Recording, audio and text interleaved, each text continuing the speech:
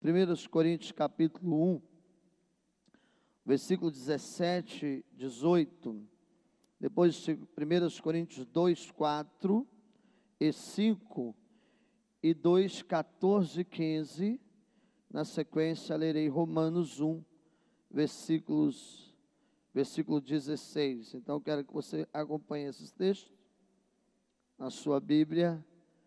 E eu gostaria de pedir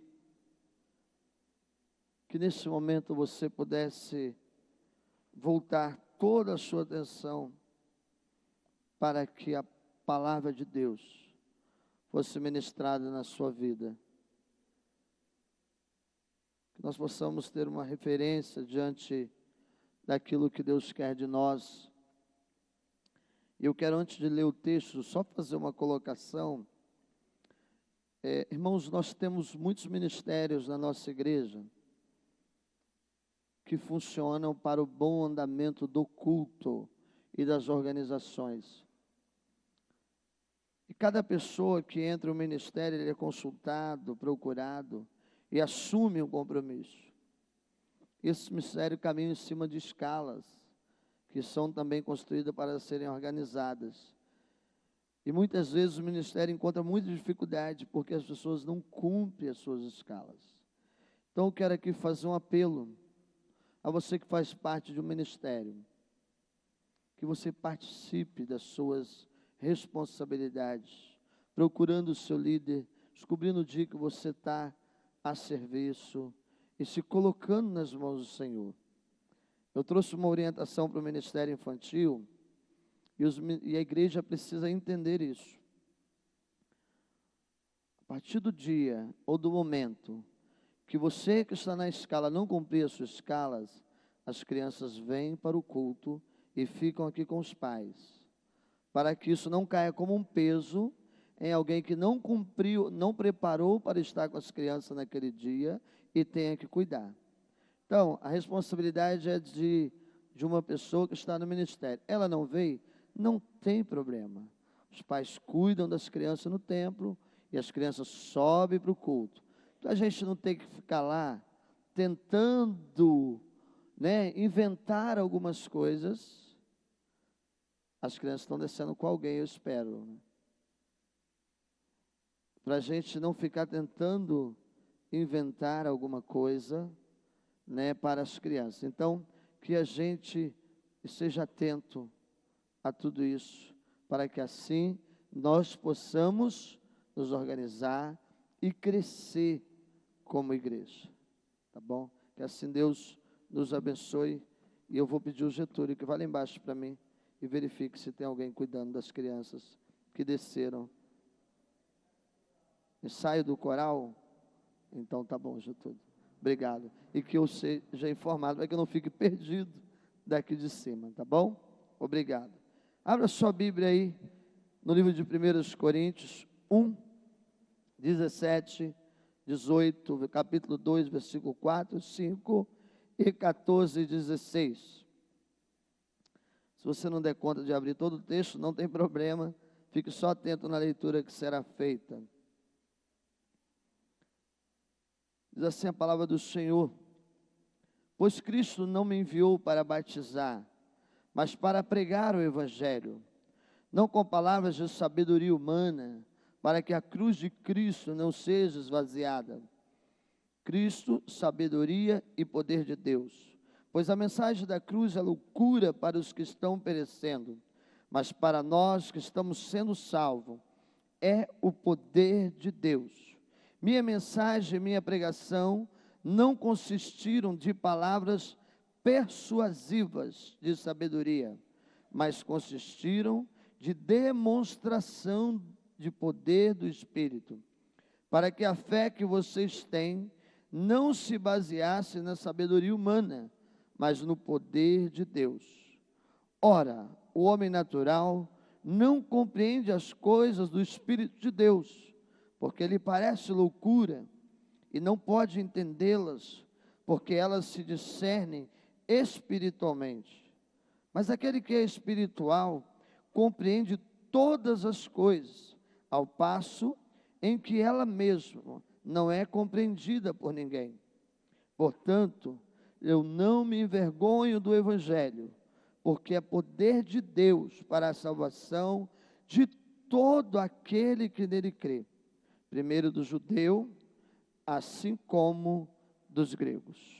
Pai, essa é a tua palavra, e nesta manhã nós queremos pedir ao Senhor que o Senhor venha, ó Deus, e nos transforme pelo poder que há na tua palavra, em nome de Jesus. Amém e amém. Querido, eu quero pensar com você nessa palavra nesta manhã, refletir essas palavras do apóstolo Paulo. E o apóstolo Paulo, quando escreve, tanto a igreja que estava em Corinto, quanto a igreja que estava em Roma, ele trabalha com a igreja alguns problemas, algumas dificuldades que a igreja estava enfrentando, algumas lutas, alguns desafios que a igreja estava enfrentando, que a igreja estava passando. E é interessante destacar que o principal problema da igreja de Corinto, é que Cristo, a mensagem da cruz, estava sendo substituída por uma mensagem humana, por doutrinas humanas. Quando Paulo escreve a igreja de Corinto estava tirando quem era a centralidade para colocar o homem no centro. E eu quero nesta manhã pensar com você que o Evangelho, preste atenção no que eu vou dizer para você aqui, o Evangelho, ele não pode ser antropocêntrico, e eu vou explicar esse palavrão. O Evangelho não pode ser antropocêntrico, mas o Evangelho precisa ser cristocêntrico. O Evangelho que Paulo está dizendo a Corinto, que ele pregava, o Evangelho que nós apresentamos, que nós pregamos, e este é o Evangelho que temos tentado pregar nesta igreja, a partir daquilo que é revelado na palavra, naquilo que o Senhor tem colocado nas nossas bocas, que o Evangelho não pode ser antropocêntrico e ele precisa ser cristocêntrico. A antropologia estuda a centralidade no homem, estuda o homem, o ser humano. E quando nós pensamos um evangelho antropocêntrico, é que o homem é o centro de tudo. Em que o homem ocupa o papel que não é dele, mas o homem muitas vezes busca a glória que não é para ele, o louvor que não é para ele. O homem busca estar no centro, esquecendo que o evangelho da cruz de Cristo, ele é cristocêntrico, é Cristo o centro de todas as coisas. E quando o homem começa a mudar esse princípio da cruz, ele começa a se tornar o centro, o homem vai tomando caminhos terríveis na vida. O homem vai caminhando por lugares terríveis, porque ele precisa, a qualquer custo, se manter no centro. Em Corinto estava havendo uma discussão, e a discussão que Paulo começa dizendo, no capítulo 1 dessa primeira carta, é que alguns diziam assim: eu pertenço a Paulo, o outro, eu pertenço a Apolo. Havia uma divisão de partido dentro da igreja, e Paulo dá um grito com a igreja de Corinto e diz assim: ei igreja, por acaso eu morri por vocês? Por acaso eu fui para a cruz? Por acaso eu vim aqui alguma vez persuadir vocês com o evangelho meu e não da cruz? Agora, que história é essa? Que eu sou de Paulo, eu sou de Apolo? Que briga é essa? Que discussão mais descabível? E Paulo começa a exortar a igreja, e eu quero pensar um pouco, meu irmão, a respeito dessa exortação de Paulo, e que esta exortação, seja a palavra viva que também nos exorte, que também nos leva a reflexões, como igreja que somos, assim como tinha uma igreja em Corinto. Eu sou a igreja, você é a igreja do hoje, e nós precisamos refletir essa palavra de Paulo. E eu quero pensar nas marcas de uma igreja antropocêntrica, as características que ficam evidenciadas quando a igreja é antropocêntrica, buscando sempre o homem, a centralidade no homem. E eu quero trazer para uma conversa prática, e uma das coisas que a gente percebe quando a igreja é antropocêntrica, que o sermão não pode ser exortativo. Quando o sermão é exortativo, o pastor está errado, porque se ele pregar, ele vai ferir o homem. Se ele ensinar a palavra que confronta o pecado daquele que está longe da palavra, ele vai ferir, e o irmão vai embora da igreja, ele deixa de ir ao culto, porque o pastor pregou para ele naquela manhã, porque ele é o centro. Se propor a mudança, de deixar que o eu do pecado morra, para que Cristo viva, para que o evangelho transforma, o pastor fere. A igreja antropocêntrica é uma igreja que não gosta de exortação, para que não haja ferida no homem que se considera um semideus. A igreja antropocêntrica precisa sempre de sermões encorajadores, sermões de triunfalismo, sermões que sejam como massagem nos ouvidos daquele que ouve, com palavras sempre de triunfalismo, como você é vitorioso, você é bênção, você é homem de Deus, você vai vencer tudo, você não vai ter problema. Deus veio vencer todas as lutas por você. O sermão antropocêntrico, ele precisa exaltar o homem. A música cantada exalta o homem. A música cantada não exalta a obra da cruz, mas está sempre voltada para a exaltação do homem. O homem que aparece como o ser perfeito. A igreja que busca e que vive como uma igreja antropocêntrica, os ministros, seja ela da música ou da palavra, ou de qualquer outro ministério, ele se torna o astro. E a partir do desenvolvimento do seu ministério, seja ele qual for, começa de uma maneira grande, uma propaganda em relação à figura daquele ministro que está exercendo certa função, e esse ministro perde a função de servo, e ele ganha a função de astro, porque ele fez acontecer, e ele está no centro de tudo.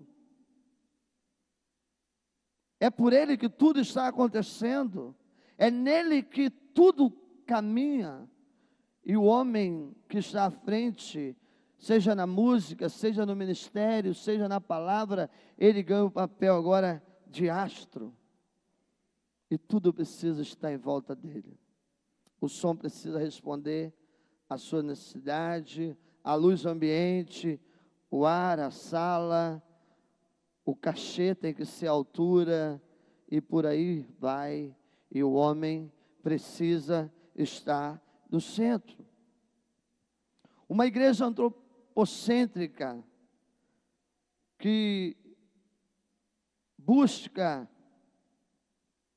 sempre ter o homem no centro, as suas rodas de conversas, poucas vezes são de palavras que edificam, mas na sua maioria o assunto é o outro ou a si mesmo.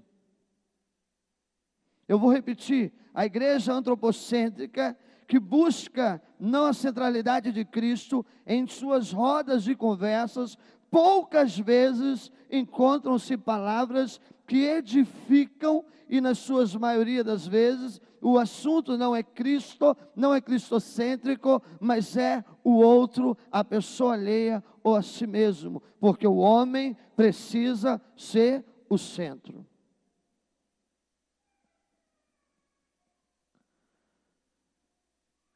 E com isso, cada vez mais cresce o número de igreja antropocêntrica, feita de crentes mimados.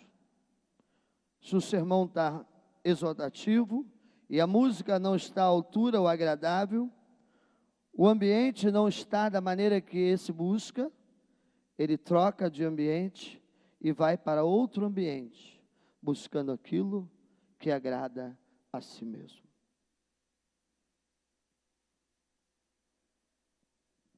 Cada vez mais cresce o número de pessoas que mudam de igreja em igreja, buscando alguma coisa que satisfaça a si mesmo.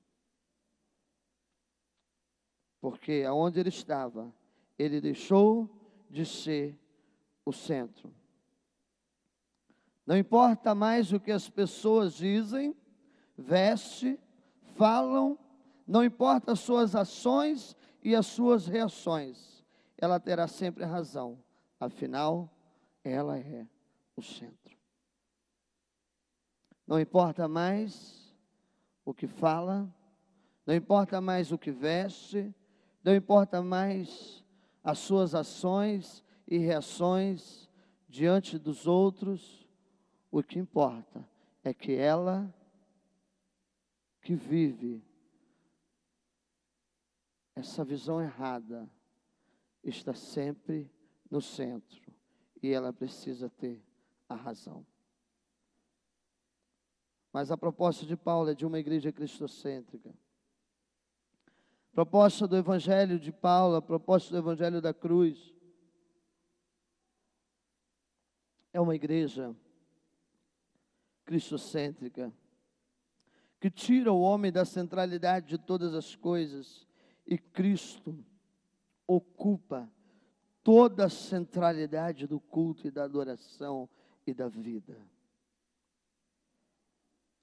Eu vou repetir isso para que você não saia daqui hoje dizendo que nunca ouviu isso. A igreja que é cristocêntrica, Cristo é o centro de tudo em mim. A igreja que é cristocêntrica, ela é capaz de ouvir o duro sermão exortativo, mas sair curada, mesmo diante da dureza dele.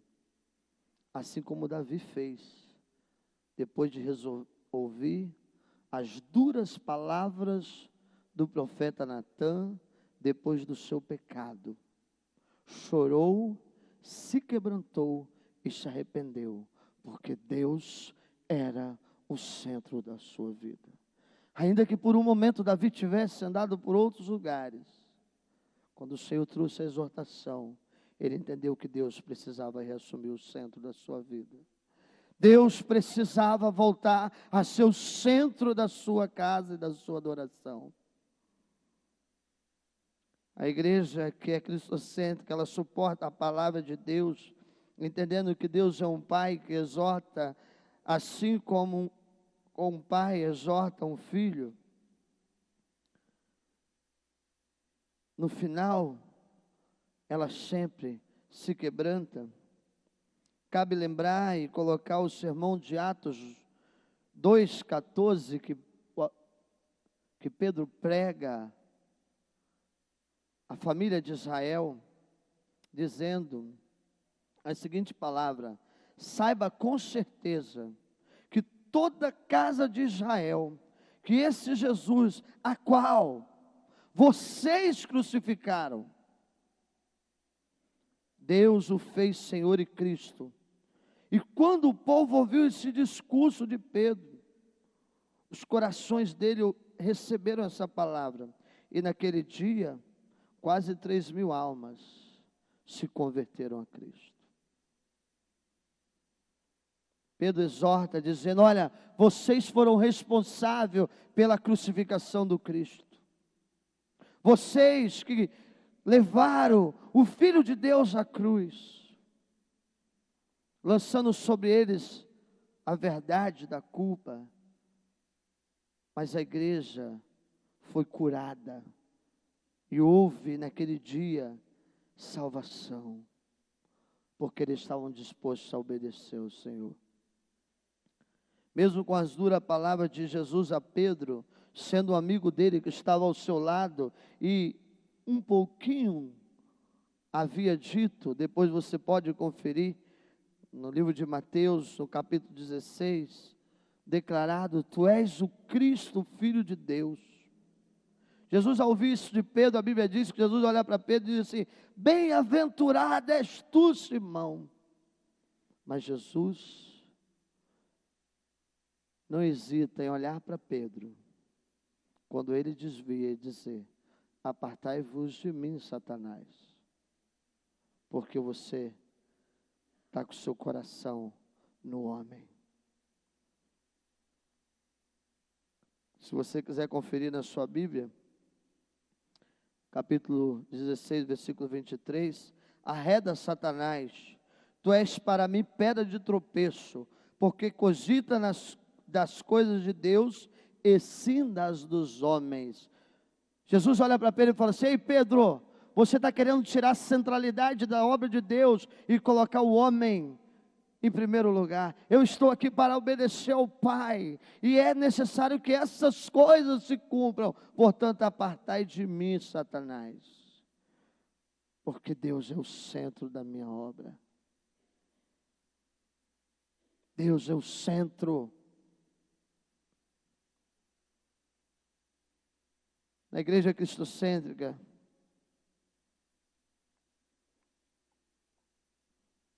o sermão de encorajamento dá lugar ao sermão que diz: no mundo vocês terão aflições, em meu nome vocês sofrerão perseguições, virão dias difíceis, onde o amor de muitos se esfriará, homens se tornarão gananciosos, orgulhosos, filhos não honrarão mais aos pais, arrependam-se, geração perversa.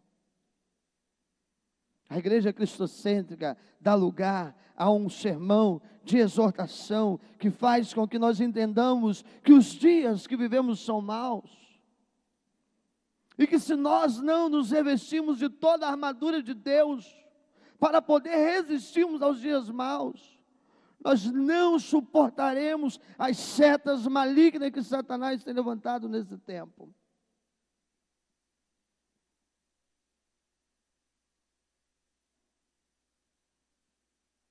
Paulo está exortando uma igreja que tinha tirado Cristo do centro e tornado o homem, colocado o homem no centro. Por isso ele pergunta: por acaso fui eu que morri por vocês? Fui eu crucificado? Deus me enviou para pregar. E é isso que eu tenho feito. Deus me enviou para revelar as coisas que Ele me tem revelado. E é isso que eu tenho feito a vocês. E a minha oração é que vocês reencontrem esse evangelho da cruz. Que vocês entendam que Cristo é o centro da obra de redenção. E agora nós não vivamos mais nós, mas Cristo vive em nós.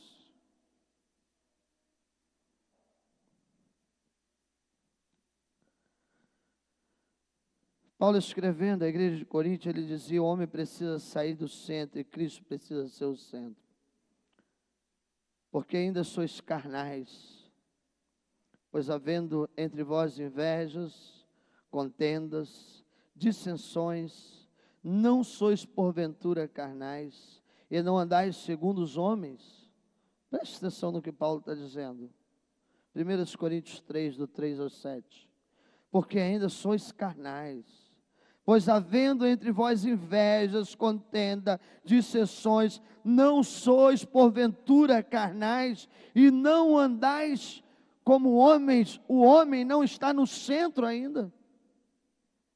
Se não estivesse, eu não estaria escrevendo uma carta a vocês, Coríntios, tratando dessas coisas.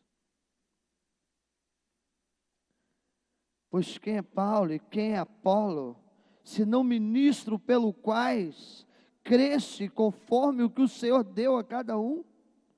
Eu plantei, Apolo regou, mas Deus deu o crescimento. Por isso nem é o que planta é alguma coisa, nem o que rega, mas Deus é quem dá o crescimento, porque é Ele o centro do Evangelho que prego. Queridos irmãos, eu quero encerrar nessa manhã, dizendo a você que você possa refletir essas palavras na tua vida. E eu quero dizer algo a mais para você nessa manhã. Todo lugar que você estiver, lembre-se de um versículo, onde houver 2 ou 3, ali eu, às vezes, eu vi esse versículo sendo usado a vida inteira, sabe aonde?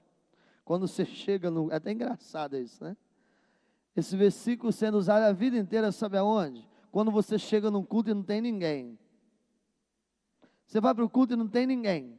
Aí você quer dar uma desculpa, né? Aí você fala, irmãos, vamos orar, porque a Bíblia diz que quando houver 2 ou 3, ali o Senhor estará. É assim, quem nunca ouviu isso? Alguém já ouviu isso aqui? Levanta a mão para mim. Olha só que monte. Né, irmão? Vamos orar, porque a Bíblia diz que onde houver 2 ou 3, ali o Senhor estará. Presta atenção no que eu vou falar com você aqui. Presta atenção no que eu vou falar com você. Você carrega o nome de quem? Você carrega a bandeira de quem? É de Cristo ou não é? Somos embaixadores. Ontem nós falamos isso com os embaixadores. Vou pegar esses 4 aqui. Vem cá, vocês 4. Vem correndo. Vem aqui. Vem cá, vocês 4. Tem mais embaixador que estava lá ontem? Quem estava aqui? Vem cá, meninos. Rapidinho. Tem mais embaixador? Vem cá, Rica. Vem cá. Tem mais embaixadores que estavam lá ontem aqui? Você tem, vem para cá. Quem está fugindo? Léo? Está fugindo, Léo? Ô, João Lucas.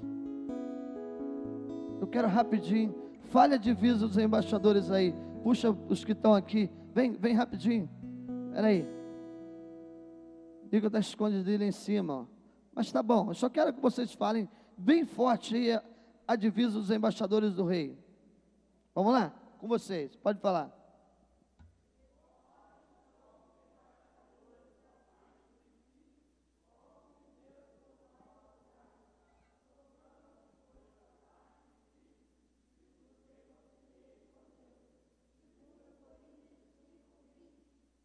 Tem que falar mais forte.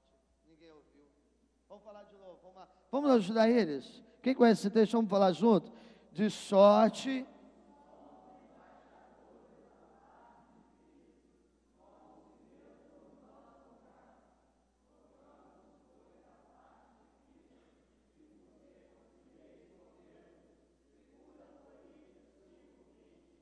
Amém. Vocês podem aplaudir esses meninos? Pode sentar. E uma vez, embaixador. Eita glória. Querido, uma vez embaixador. Nós somos embaixadores do reino de justiça. Onde tiver 1 ou 2, ali eu estarei. Então onde tiver um cristão, ali o reino de Deus é presente, amados. Onde houver um cristão, ali há um representante do reino de Deus. Então preste atenção no que eu vou dizer para você aqui, meu irmão. Se você estiver em qualquer lugar em que a conversa não seja a glorificação do Cristo, saia de lá, meu irmão. Ou então transforme aquele ambiente pela sua presença ali, porque você representa um reino de verdade e de justiça. É assim que nós entendemos que Cristo é o centro da vida. Quando as nossas rodas de conversas edificam e não destroem. Quando as nossas vestimentas edificam e não destroem. Quando as nossas ações e reações edificam e não destroem.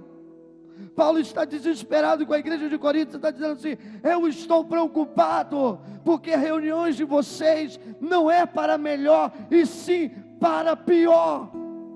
Vocês estão se reunindo, e em vez de voltar melhor, vocês estão voltando pior. Isso não é uma igreja em que Cristo é o centro.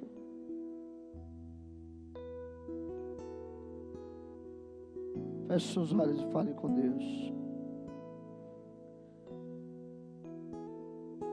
Deus, nós te louvamos, Pai, porque a Tua palavra é tão clara a nós. Porque a Tua palavra, Deus, através da história, tem mudado vidas, tem mudado corações endurecidos, Pai. Corações que muitas vezes estavam longe do Senhor, mal receberam a Sua palavra, foram transformados pelo poder dela. Transforme-nos, Senhor, a cada dia. Obrigado pela confiança, Deus, de uma mensagem tão pura, tão sincera, Deus, que o Senhor tem confiado na minha vida, Pai. Deus, cuida dessa igreja, Pai, de maneira individual. Que haja, Deus, a centralidade do Senhor em nós. Que não venhamos ser o centro, mas que o Senhor seja. Que o dia que, ó Deus, desejar ser o centro, que não o Senhor, o Senhor possa usar homens, profetas, como usou, Deus, na vida de Natã, para o exortar, ó Deus, e que eu tenha o quebrantamento de voltar aos teus pés. Que haja nessa igreja, Pai, corações quebrantados, Deus, pelo poder da Tua palavra, Pai. Ajude, ó Deus, as famílias.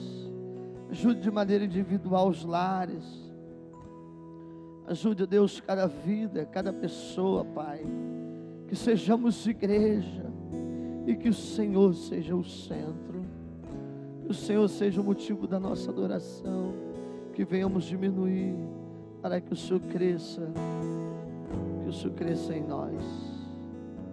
E diminua eu para que Tu cresças em mim. Amém, Jesus.